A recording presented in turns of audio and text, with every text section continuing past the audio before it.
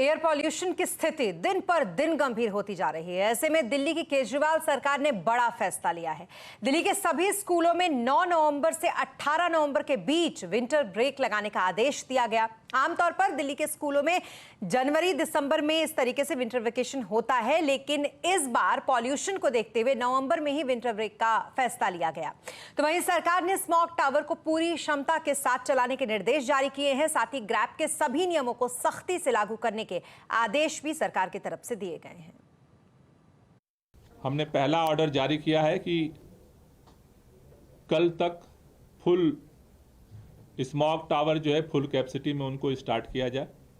DPCC को यह निर्देश दिया गया है। उसी तरह से रियल टाइम सोर्स अप्रोचमेंट स्टडी को किसी भी कीमत पर कल तक जो है उनका पेमेंट करके और उसको कल तक उसको चालू किया जाए। साथ ही साथ सुप्रीम कोर्ट ने एक ऑर्डर में ऑब्जर्वेशन दिया था कि इस समय खासतौर से जो लोकल जो आग की घटनाएं होती हैं, बायोमास बर्निंग की घटनाएं होती हैं, उस पर कार्रवाई की जाए। यानी कि कुल मिलाकर हर तरीके से कोशिश पॉल्यूशन को रोकने की है, लेकिन स्थिति क्या बनी हुई है और किस तरीके के नियम और अभी लागू होते हुए दिखाई देंगे। हमारे साथ दीपाली इस वक्त बनी हुई हैं। दीपाली, बताएं क्या कुछ स्थिति है दिल्ली में प्रदूषण की? देखिए, दिल्ली में प्रदूषण की स्थिति की बात करें स्मिता, तो कोई भी सुधार नजर नहीं आ रहा है। लगातार 8वां दिन है जब दिल्ली में प्रदूषण, खासतौर पर AQI की बात करें, वो सीवियर कैटेगरी में ही मौजूद है।